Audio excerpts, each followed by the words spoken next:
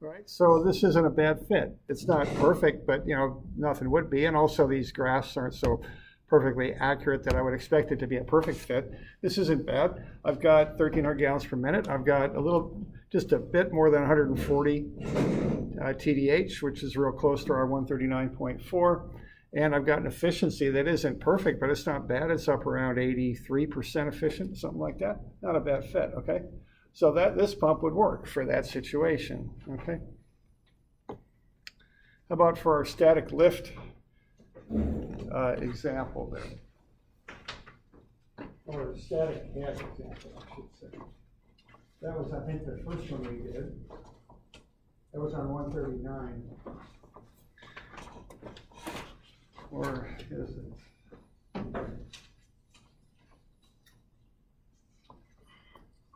think I've got a phone number there. That was about 50.8, wasn't it?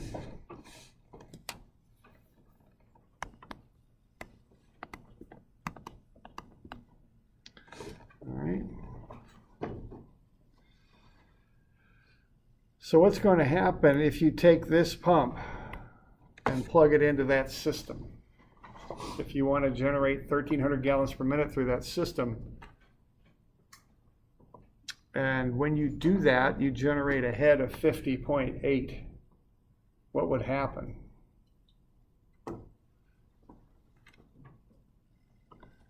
Okay.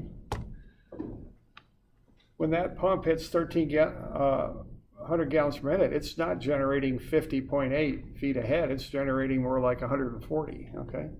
So it's going to start pushing water through that system really fast is what it's going to do. So the flow rate's going to pick up.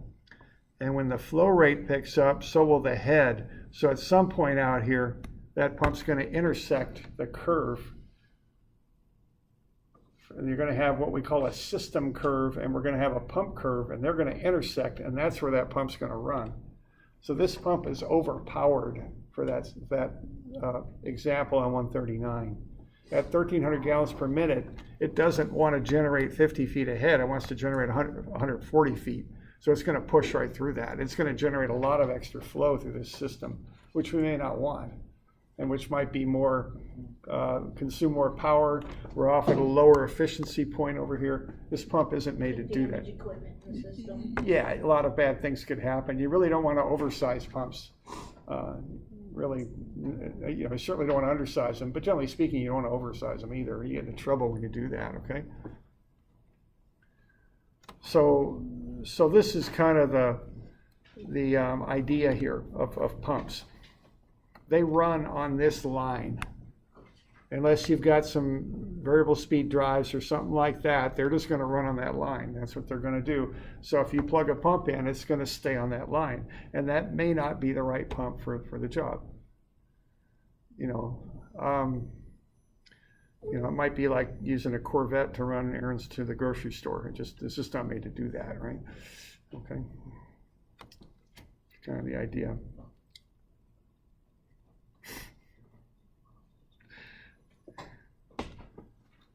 All right, so what's this pump going to do, all right? So what we want to understand here is a pump runs only on the curve. As the flow increases, the TDH decreases. So the pump runs on this curve. All right, that pipe system has a set amount of head and a variable amount of head loss. As the flow goes up, as the head loss increases as the flow goes up. So if you plot up what a system does, you've got a certain amount of static head in the system. That's how high you're lifting the water, and that doesn't change. That's always the same. But as you increase the flow, the head loss goes up. So the total head in the system increases as the flow goes up. You start off with a certain amount of static head, just how high you got to lift the water, and then as you start pushing more and more flow, the head loss goes up and up and up. Okay. Now the pump curve is the opposite. The pump curve starts high. For a low flow, it generates a lot of TDH. As you generate more flow, the TDH drops off. So what you've got is what we call a system curve that's going up and a pump curve that's going down. And where the pump runs is where the two intersect. So if you want to figure out what this particular pump's going to do, you want to find that intersection point is what you would want to do. Okay.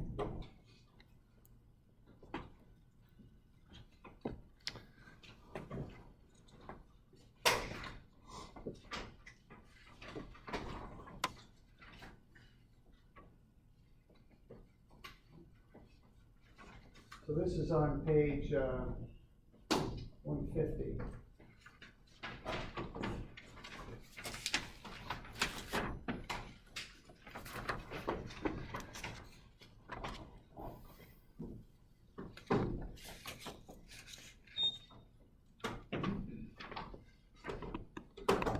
Let's just look at some flows here.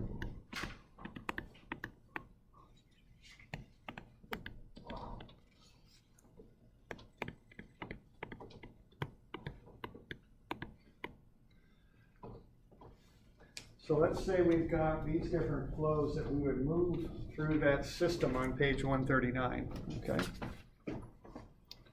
Now what we're doing in each case for our elevation head is we're lifting the water 26 feet. That happens every time. It doesn't matter how much flow you're putting through that system, you're lifting the water 26 feet every time, okay? And that's, the water's being lifted from 642 to 678 feet. That should be on the diagram at the top of the page there. The type is small, but hopefully you can read that. I'll come up with 36 for that, not 26. Am I having more problems here? Yeah, I am, aren't I? Boy, this is kind of a mess. Okay, 36, thanks. That's okay, I had to double check myself when I did typo entering it in the calculator. 36, okay. Let's try that again. Thanks. So 36. So that's 642 up to 678. Yeah, that seems like 36 feet. Okay. So that's going to happen regardless of how much flow you put through the system. Now let's look at page 108, because what we've got here are different flow rates going through that 8-inch pipe. So let's find the head loss per 100. Okay, for each one of those flows. So for 1,000, I got 2.95. 1,500, I got 6.25. I'm just reading off of that graph or the chart on 108. 10.64 for 2,400. Excuse me, for 2,000. For 2,400, I got 14.91, and for 2,600, I got 17.29. You all okay with that? Just reading that off the chart on 108. Okay.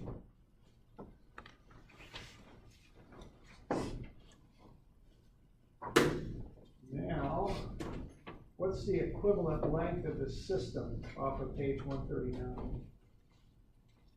What's this, between the pipe and the fittings, what's the equivalent length of that piping system?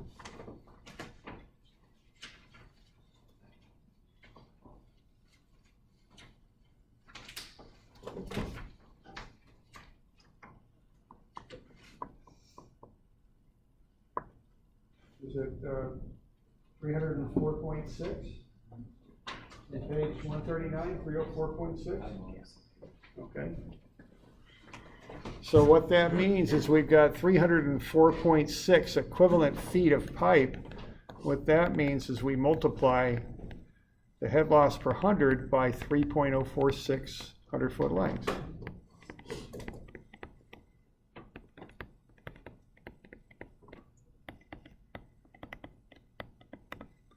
And what that'll get us is the head loss that it takes to push the water through that system.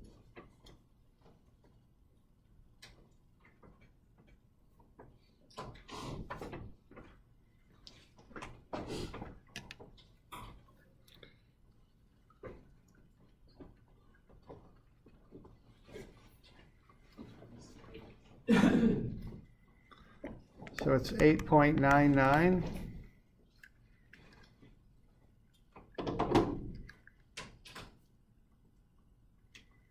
$19.04.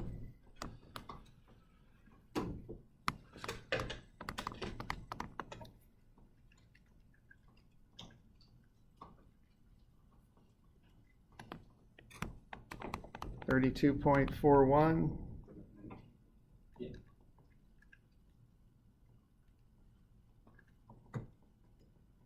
45.42.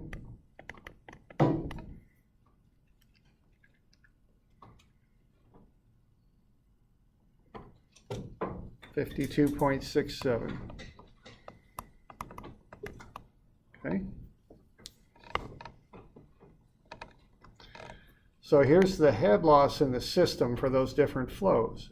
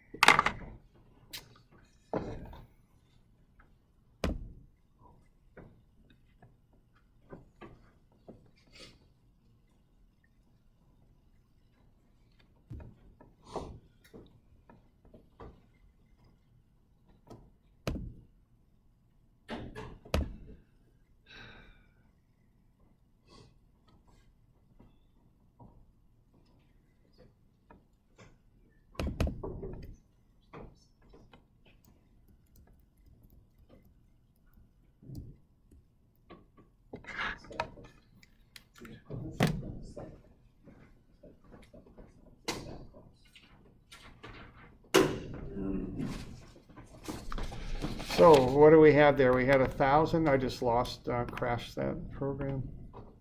1,000, 1,500, 2,000, 2,400, 2,600. So those are different flow rates. The elevation head for each case is 36 because that's how high we're lifting the water. That'll be present every time. And then what do I have for those system head losses? Did anybody get those? 899, 19.04, 1904, 32.41, 3241, 45.42, 4542. 52.67. Thanks, 5267. So to get the total head, we'll add the elevation plus the head loss. So that's 44.99, 55.04, 68.41, 81.42, and what, 88.67. So as the flow gets higher and higher and higher, there's more head required to push the water through that system because there's more head loss. Okay. So what we've got now, 44.99? I'm sorry? How did you get 44.99? I'm adding these two together. I'm adding the head loss plus the elevation head.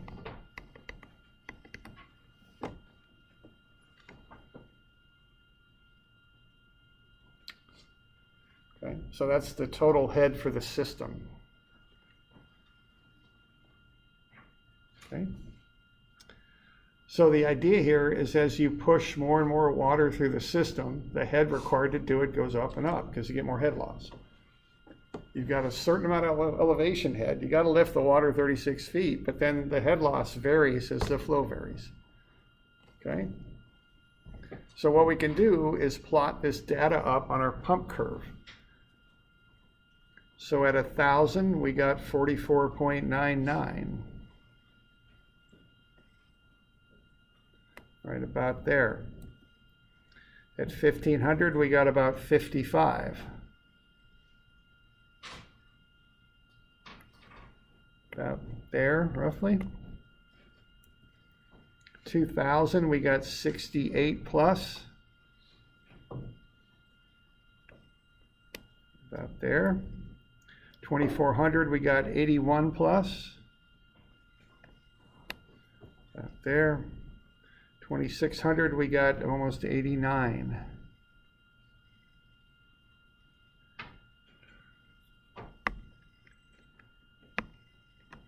So at 2,600, we got 89.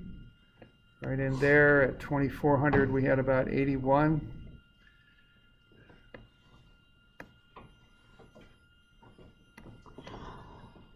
about there.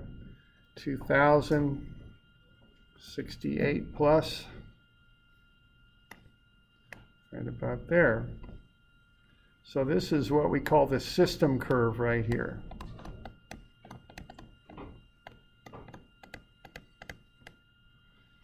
This is the pump curve here. Okay. So what I just found is if I take that pump and put it into that system, what it's going to do is it's going to run right about there. It's going to pump about 2,400 gallons per minute, and it's going to build up 80 feet of TDH to do it. Okay.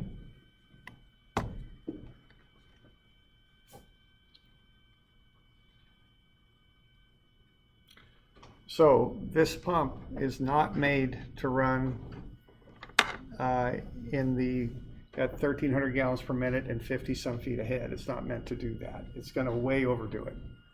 You're almost going to double the flow if you plug this pump into that system. And that may not be what you want, okay? So you pick a pump to match what you're trying to do. That's the idea. Okay? And the way you get that data is with a pump curve. You want to find a pump curve that has an operating point somewhere near what you want to do. That's the basic idea. Okay? And this pump is way overpowered to do that particular job that we just described. It's too much. Okay? So it's going to overkill. All right?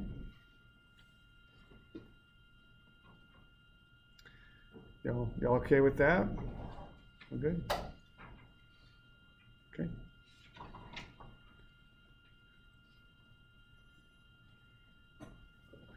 All right.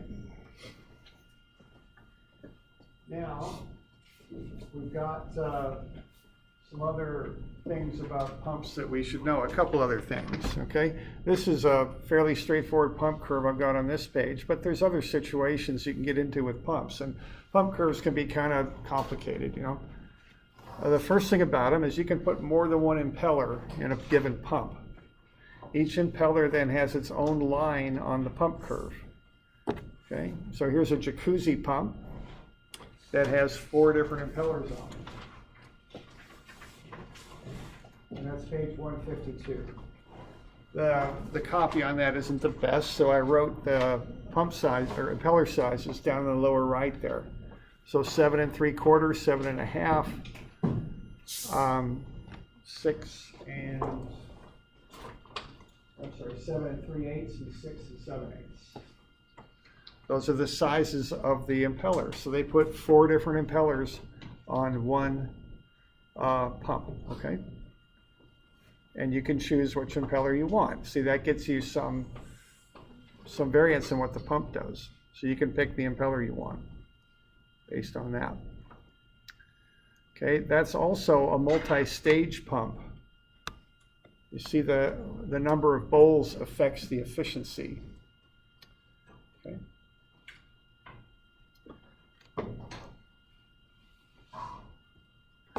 The next pump has the same sort of thing. It's got 5 different impellers that could be put in that pump. And you see the performance, the operation point on that varies considerably depending on which impeller you put in it.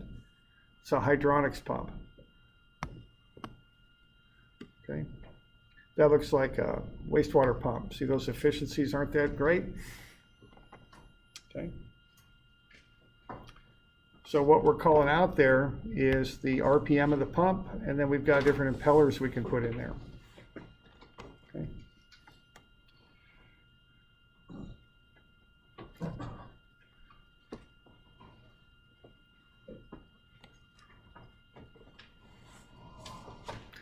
All right.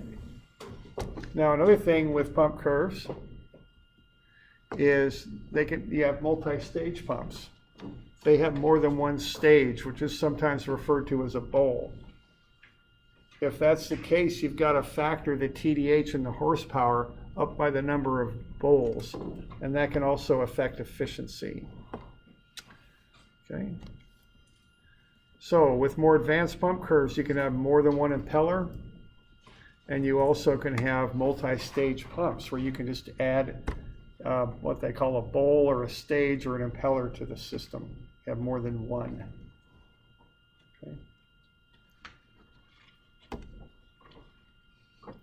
So let's have a look at this one. Let's find the TDH, brake horsepower, and efficiency for a single stage pump with a flow of 300 gallons per minute. Let's use the 7 3/8 inch impeller.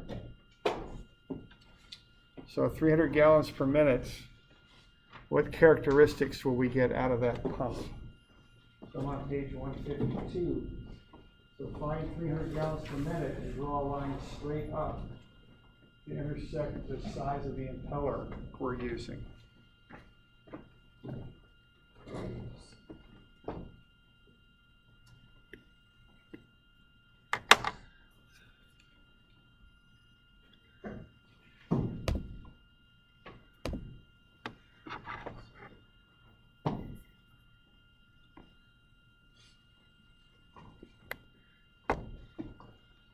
So just draw straight up till you intersect the 7 3/8 impeller. Then figure out what the TDH is going to be.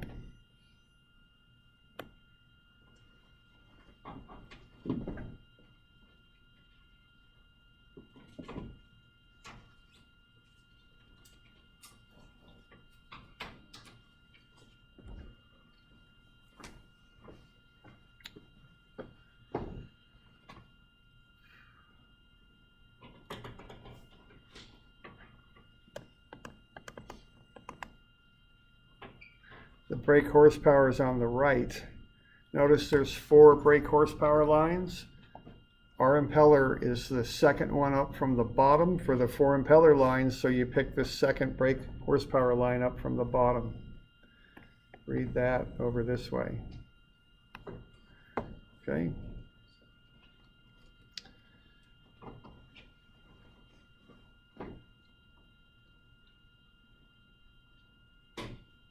About 2.8 or roughly, hard to tell. 2.7, 2.8. How about the efficiency? What do we got? 81?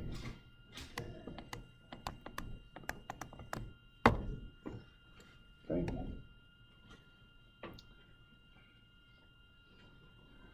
Now, one last thing on that efficiency. You read that note there. We're only using 1 bowl, which affects the efficiency by 4% down. So we got to subtract 4 off of that, and it's actually 77% efficiency. That's on account of that note in the upper right-hand corner.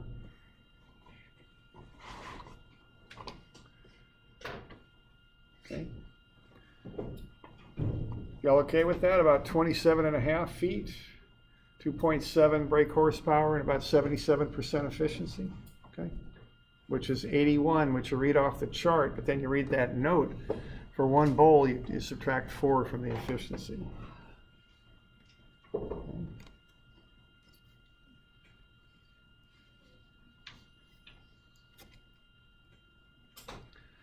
Okay.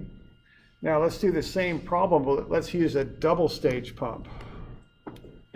Okay. That means 2 stages, 2 bowls as they call it. Okay.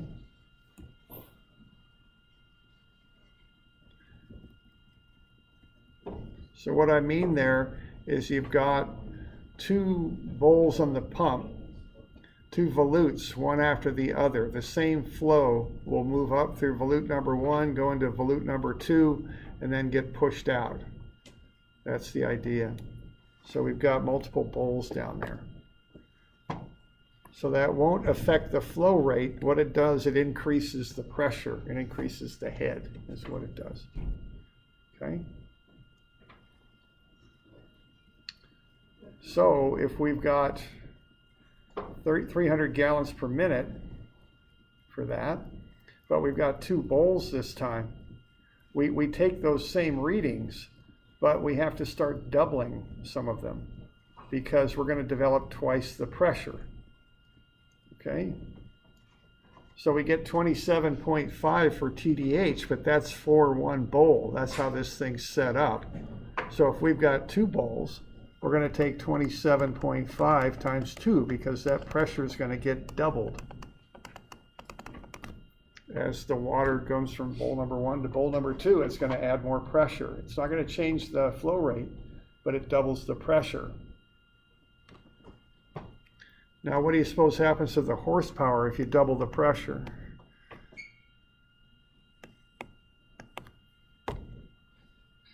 They're going to stay the same, go up, go down when you double the pressure? It's the double, right?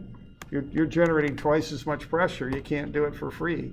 You could draw twice as much power. So that'd be 5.4 horsepower. Now the efficiency will actually improve a little bit because you only take 2 away from what you read in the chart. It'll be 79%. Okay.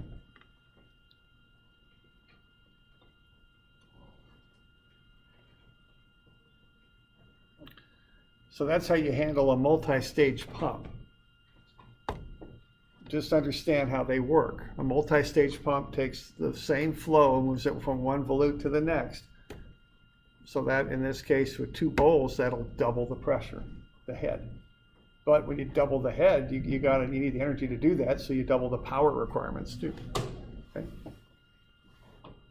But in turn, it's more efficient, so. Right. Yeah, so, this might work quite well. It just depends. You just be sure you're matching the pump to the job you want to do with it. You don't want to undersize them, but you don't want to way oversize them either, because that can create some real problems. So you just try and match, is what you're trying to. Okay? All right.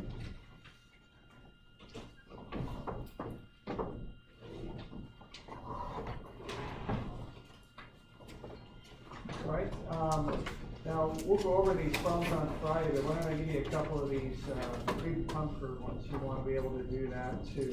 Okay, so how about 14, 7, 8, and 9? So we'll add those to the list. So 14.7, 14.8, and 14.9, and those are just some examples there of reading pump curves.